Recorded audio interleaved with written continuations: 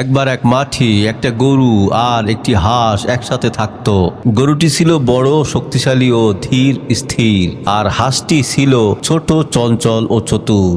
একদিন গরু আর হাঁসের মধ্যে কথা হচ্ছিল।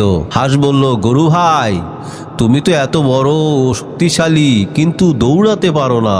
আমি চাইলে এক লাফে জলাশয়ে গিয়ে নেমে পড়তে পারি।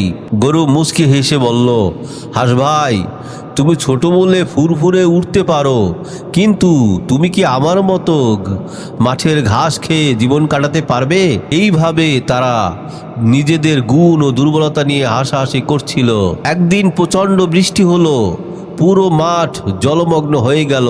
হাঁসটি মনের আনন্দে পানিতে সাঁতার কাটতে লাগলো, আর গরুটি কোনো শুকনো জায়গা খুঁজছিল। হাঁস মজা করে বলল, দেখলে তো গরু ভাই, এবার কে সুবিধায় আছে।